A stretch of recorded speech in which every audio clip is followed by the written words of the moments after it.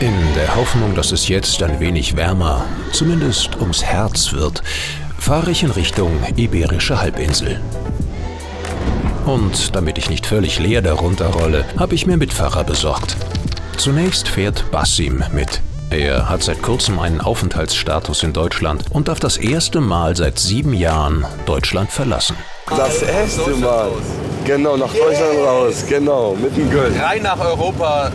Ja, wir sind jetzt hier mitten in der Mitterschweiz. Ja. Neben mir Basim. Basim oder Basim? Basim. Wo kommst du her ursprünglich, Basim? So, mein Name ist Basim. Ich bin 23 Jahre alt. Ich komme ursprünglich aus Tunesien. Ich bin seit 7 Jahren hier in Deutschland. Ich wohne in München. Und dann habe ich meine Ausbildung irgendwann mal angefangen als Hotelfachmann. Jetzt habe ich die abgeschlossen. Hier ist cool. Hier kannst du dein Leben aufbauen, Zukunft aufbauen, whatever. Bin ich richtig? Ich bin richtig. Das habe ich gerade nicht aufgepasst. Yes, aber mein Navi sagt mir noch die richtige Richtung. An sich auch die Sprache sie hat mich so irgendwie so angemacht, so mäßig, weißt du. Das ist jetzt eine besondere Sprache für mich, weil Englisch kennt man, Französisch kennt man auch. Wenn ich mit einem Küchenchef rede, ich sag so und so, das Essen ist halt so und so, ja, dann sagt er sowas wie, ja, bei uns in Deutschland isst man halt sowas, ne? Ihr wisst schon, Leute. Bei uns in Deutschland. So, ja, mehr brauche ich nicht sagen. Ne? Deutsche Kulinarik als geschmackvoller Beitrag zum europäischen Kulturraum ist auf jeden Fall umstritten. Danach frage ich die nächsten Mitfahrerinnen, Margot und Nadja, lieber nicht. Aber ich habe ein paar andere Fragen. Merci pour parler avec moi de l'Europe. Merci bien. Est-ce que c'est nécessaire d'avoir une militaire européenne pour se défendre? Je pense que oui. Et toi, qu'est-ce que tu penses? Je pense aussi que c'est plutôt une bonne chose dans le sens où ça renforce la cohésion. Die Dringlichkeit dieser Frage überholt sich ja gerade täglich selbst. Was meint ihr? Brauchen wir eine europäische Armee? Zwischen Spanien und Frankreich, mitten in den Pyrenäen, liegt der größte europäische Zwergstaat. Allein das klingt schon super. Aber Andorra ist kein Teil der EU. Über Jahrhunderte wollte hier eigentlich kaum jemand leben. Auswanderung war ein großes Thema. Andorra war so unbeliebt, dass das Land niemand so wirklich haben wollte. Bis heute teilen sich die beiden Co-Fürsten, der französische Staatspräsident und der Bischof von Urgell, das Staatsoberhaupt. Allerdings eröffnet das Dasein als Steueroase heutzutage völlig neue Perspektiven. Hier wird Turbokapitalismus aktiv gelebt. Ein Outlet neben dem anderen. Hier scheint niemand über die Folgen von übermäßigem Konsum nachzudenken. Mann, oh Mann, du bist echt so ein Miesepeter.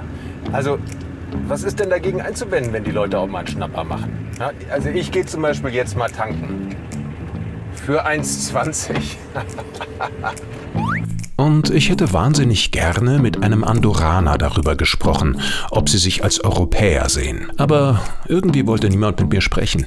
Schließlich habe ich einen katalanischen Koch gefunden, der hier arbeitet. Comenta al carrer, la gent no vol entrar dins d'Europa. Andorra desapareixerà. Serà un residu que no tindrà els seus valors personals, o sigui, com a país. Und wieder taucht das Thema Werte auf. Übrigens, über die Hälfte der Einwohner Andorras sind im Ausland geboren. Im Stück Andorra von Max Frisch geht es auch nicht zufällig um die Frage der eigenen Identität. Ich möchte es nicht für möglich halten. Ich fahre die Straße lang und da sind 2 Menschen direkt am Straßenrand. Einer auf dem Fahrrad, einer mit einem Anhänger, laufend, offensichtlich aus den Pyrenäen kommend. Und da dachte ich mir, die nehme ich mit. So, who are you and what are you doing on the road? I'm Federica, I'm from Italy, and I decided to start my second bicycle travel idea. It was go in Spain for find a work, but in the meantime meet the people and enjoy the landscape because it's my first real time in Europe in bicycle, so why not? And what about you? Yeah, I'm Patrick and I'm running across Europe this time. And we met in Strasbourg and since then we are together on the road. What was the weirdest thing that happened to you on the road?